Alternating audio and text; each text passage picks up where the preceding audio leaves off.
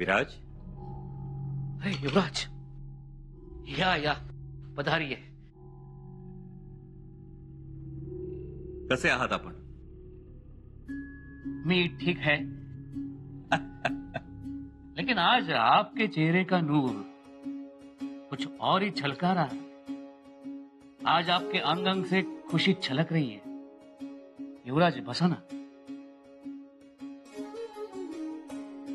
युद्ध पे जाने वाला योद्धा इतना मोहक दिखता है, मैंने पहली बार देखा.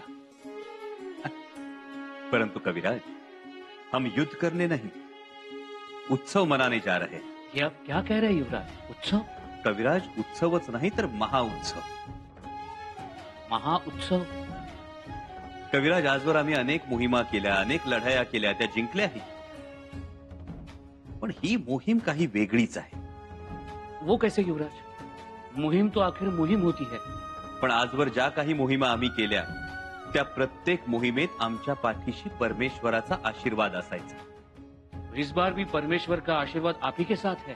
नाही, यावेळी आमच्या पाठीशी परमेश्वराचा आशीर्वाद नाही, साक्षात परमेश्वर आहे. मी समजलो नाही. कविराज, आमचा परमेश्वर म्हणजे आमचे आबासाहेब. ते या मोहिमेत आमच्या सोबत असणार आहे आणि आबासाहेब केवळ पालखीत बसून आमची तलवारबाजी बघणार आहेत. म्हणून तर मोहिमेची संपूर्ण जबाबदारी त्यांनी आमच्यावर सोपवली. आम्ही आघाडीवर असणार, तलवार गाजवणार, गरिमास पराभूत करणार आणि त्या मुलखात स्वराज्याचा भगवा फडकवणार. हा उत्सव नाही तर दुसरं काय आहे? खरंय युवराज. वाह कविराज, खूप दिवसापासूनची आमची इच्छा होती, एकदा आमच्या आबासाहेबांनी आम्हाला युद्धभूमीवर तळपताना बघावं. त्यांचा शूर आबांचा हा शूर छावा शत्रूवर कसा तुटून पडतो, त्याची तलवार कशी विजेसारखी तळपते, हे आबासाहेबांनी एकदा बघावं आणि आमच्या पाठीवर कौतुकाची थाप द्यावी. आमच्या आबासाहेबांनी केलेलं कौतुक, त्यांनी दिलेली शाबासकी, हेच आमचं जीवन. त्यांनी कौतुकानं छातीशी धरावं आणि आमच्या उभ्या जन्माचं सार्थक व्हावं. बस. आणि आता ते क्षण अगदी जवळ येऊन ठेपले आहे. डोळ्यात प्राण आणून आम्ही त्या क्षणांची वाट बघतो आहोत. युवराज, आप पिता पुत्र स्वयं में महान है.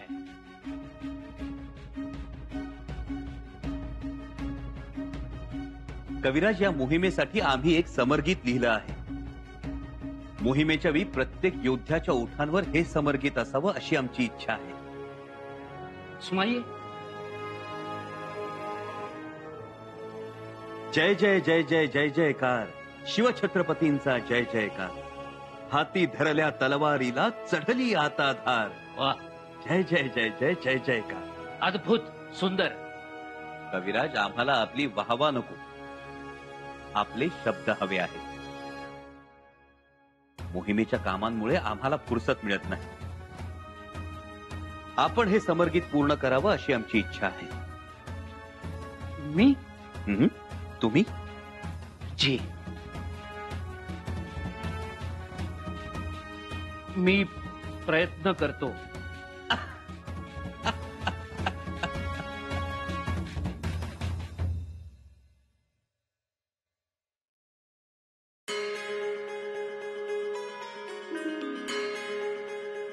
चंपा, महाराज अजून थाळ्याला आले नाही. आम्ही वाट बघतोय म्हणून निरोप दे त्यांना. जी. तोपर्यंत आम्ही थाळा लावतो. नाहीतर एकदा काम सुरू झालं की तहान भूक विसरून जातात. जा. जी.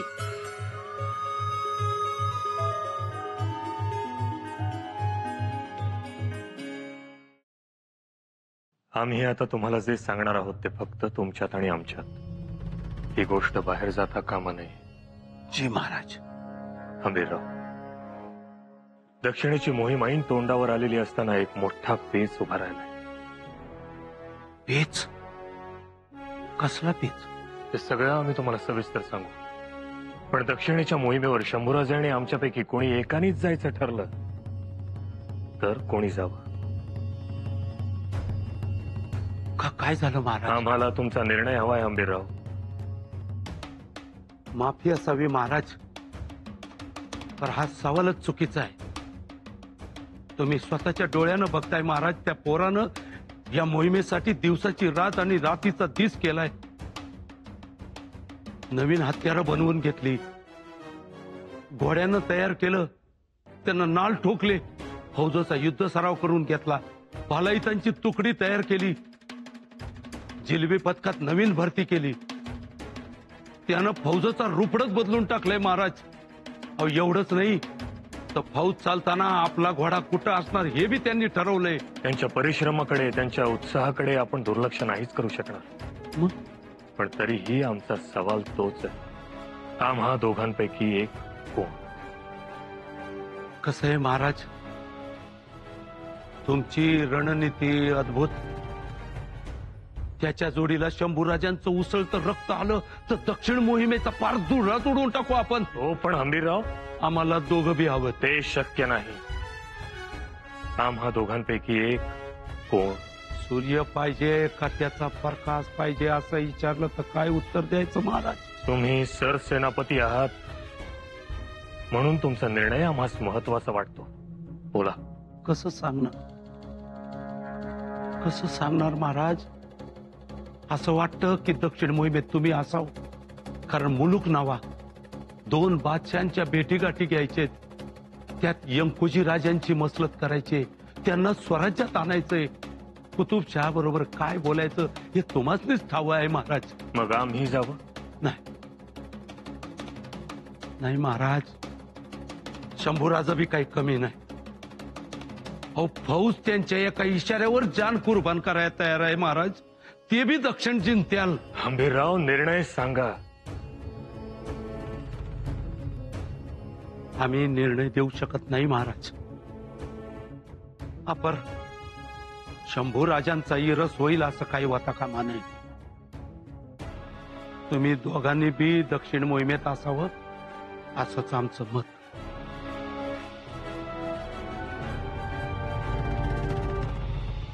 आम्हालाही तेच वाटत होतं, पण या राजपटावर अशा काही घटना अकस्मात घडतात ज्यामुळे आपल्याला आपले निर्णय बदलावे लागतात. परंतु आबासाहेब, घेतला निर्णय बदलू नये. रणूबाई, आम्ही तुम्हाला तुमचा निर्णय विचारतो आहोत कारण तुम्ही आमच्या कन्या आहात, शंभूराजेंच्या बहीण आहात. तटस्थपणे आणि विचारपूर्वक निर्णय सांगा. परंतु आबासाहेब, आमचा काय अनुभव?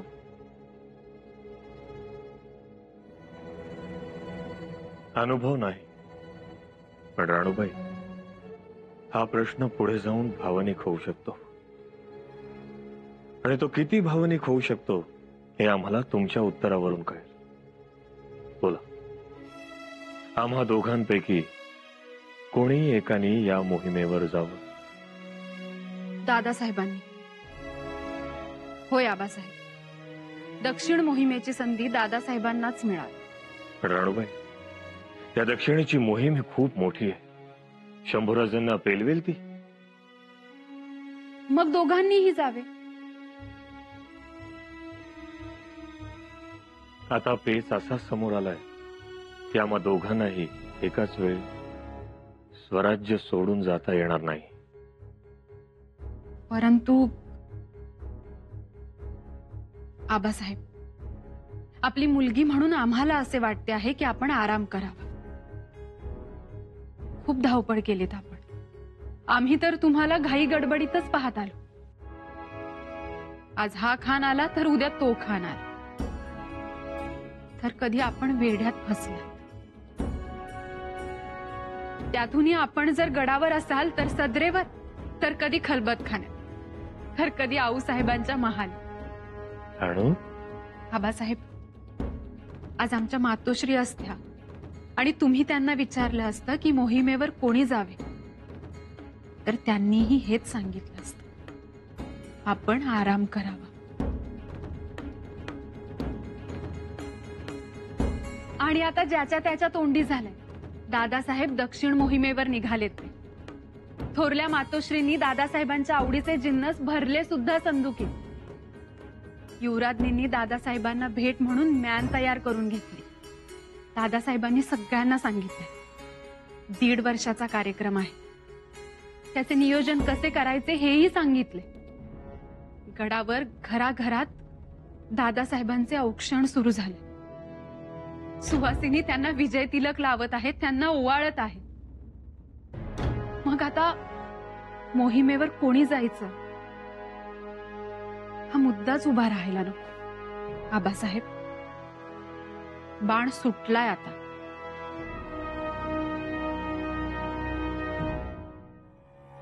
राणीसाहेब आले महाराज? नाही, निरोप बी ऐकून घेतला नाही बघा.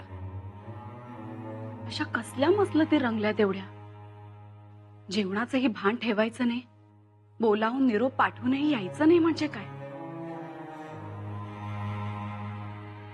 निरोप पाठवूनही जर आपण गेला नाहीत तर कुतुबशहा नाराज होतील महाराज. असं एकतर या मोहिमेचा घाट घातला जात होता तेव्हा प्रारंभी कुतुबशहा तयार नव्हते, भेट नकोच म्हणत होते. पण मग शब्दा आणा भाका देऊन त्यांस तयार केले. शिवाय मादण्णा, अक्कण्णा यांनीही आपल्या भक्तीपोटी आपले कसब लावले. हेही खरंच. आपण येणार, साक्षात छत्रपती येणार म्हणून कुतुबशाहीतून दस्तखत मुबारक आणि पंजाचे फरमान पाठवून आपणास आमंत्रणही दिले आहे. आम्ही त्या आमंत्रणाचा स्वीकारही केलाय. आणि आता जर आपण गेला नाहीत तर कुतुबशहाला हा घोर अपमान वाटू शकतो. प्रल्हाद पंत, पण आम्ही दुसरे कोणी नाही तर आमचे पुत्र युवराज शंभूराजे यांना पाठवतो आहोत. महाराज, क्षमा असावी, परंतु छत्रपतींनी कुतुबशहांना भेटणं आणि युवराजांनी भेटणं यात तफावत आहे. शिवाय आदिलशाहीतील आपल्या मराठी सरदारांना, तेथील तरुण सैनिकांना हिताच्या 4 गोष्टी सांगून त्यांचे मतपरिवर्तन करून त्यांना मादण्णांच्या छत्रछायेत आणून मादण्णांना शक्तिशाली बनवून पठाणांना शह द्यायचा आहे त्याचे काय? हे मात्र राहून जाईल. त्याचबरोबर तुंगभद्रेपासून कावेरीपर्यंतचा प्रदेश काबीज करून त्या प्रदेशी स्वराज्याचा भगवा फडकवायचा आहे. ते राहून जाईल, कारण आपण येणार म्हणून तेथील प्रजा अनाचारी सरदारांना सोडून आपल्या मागे उभी राहणार आहे. त्यांचा भ्रमनिरास होईल महाराज. प्रल्हाद पंत, एक सांगा, अगदी आई भवानीला स्मरून सांगा, आम्ही दक्षिणेत यायलाच हवं का? होय महाराज, नाहीतर इतके दिवस आपण जो मनसुबा रचतो आहोत तो कोसळेल आणि हाती काहीच साध्य लागणार नाही.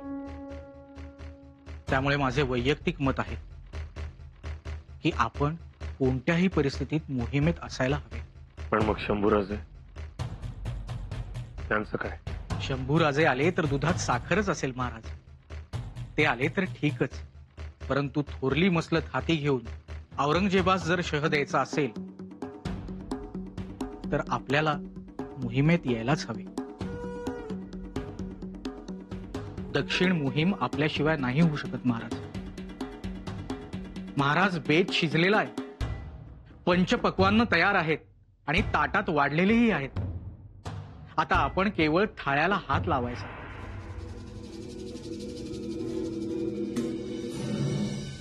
मसलती चालूच राहतील, भुकेचं भानही राहणार नाही त्यांना. आम्हीच थाळा घेऊन जातो.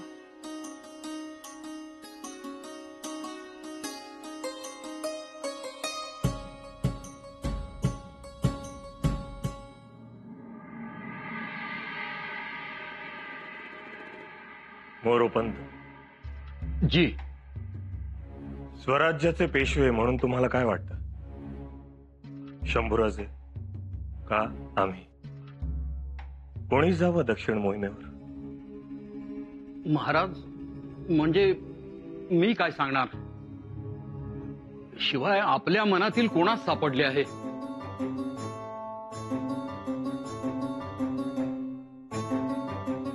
आमच्या मनातलं कोणालाही सापडलंच नाही, पण तुमच्या मनातलं तरी सापडू द्या. महाराज,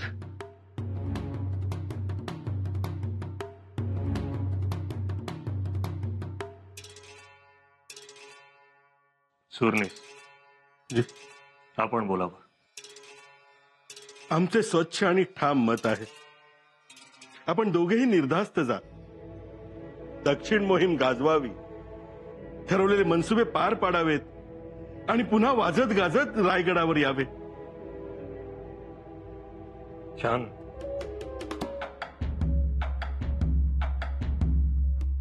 मोरोपंत, आमचेही तेच म्हणणे आहे. आता रायगडावर चिंता करण्यासारखी परिस्थिती नाही. सर्वत्र छत्रपतींच्या नावाचा धाक आहे. सिद्धी फिरंग्यांची हिंमत नाही. आपल्या स्वराज्यात ते प्रवेशही करू शकत नाही. शिवाय उत्तरेकडूनही फारशा हालचाली नाहीत. औरंगजेब, बराणपूरचे मोगली तळ तसे शांत आहेत. त्यामुळंच तानाजी पंत म्हणतात त्याप्रमाणे आपण दोघांनीही मोहिमेवर निर्धास्त जावे. आणि त्यातूनही कोणता प्रश्न उपस्थित झालाच तर आम्ही आहोत ना. आम्ही कोणत्याही प्रसंगास तोंड देऊ शकतो. शिवाय मदतीला सरदार आढळराव धुमाळ, सरदार रावतराय ढमाले, नरसिंगराव शितोळे, लखमाजी बलकवडे अशा मातब्बर आसामी आहेत. ही मंडळी आहेतच. त्यामुळे चिंता करण्यासारखे गडावर आणि स्वराज्यात काहीही नाही. आपण निर्धास्त जावे व मनातील संकल्प पूर्ण करावा. शंभूराजांना पहिले पुढे घालून न्यावे. अहो, केवढी तयारी केली आहे त्यांनी. परवा तर आमच्या वाड्यावर आले होते. आमच्या कुटुंबानी त्यांचे औक्षणही केले. आम्हा दोघांचे आशीर्वादही घेतले. हो ना, शंभूराजे अगदी उतावेळ झाले आहेत दक्षिणेत जाण्यासाठी. त्यामुळे हा निर्णय आता बदलू नये. शिवाय संभाजीराजे आणि दक्षिण हे एक वेगळे नाते आहे.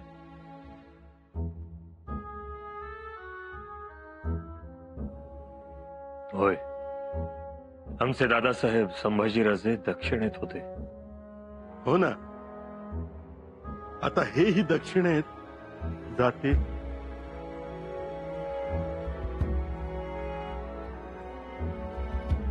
पण तुम्ही तर शंभूराजेंच्या नेतृत्वाविषयी शंका घेतली होती. माफी असावी महाराज. आम्ही नेतृत्वाविषयी शंका घेतली होती, त्यांच्या दक्षिणेत जाण्याविषयी नाही. उलट मी म्हणेन त्यांनी दक्षिणेत जावं, पराक्रम करावा आणि आपणास ते पाहण्याचे भाग्य मिळावे, एवढी जगदीश्वराचरणी प्रार्थना.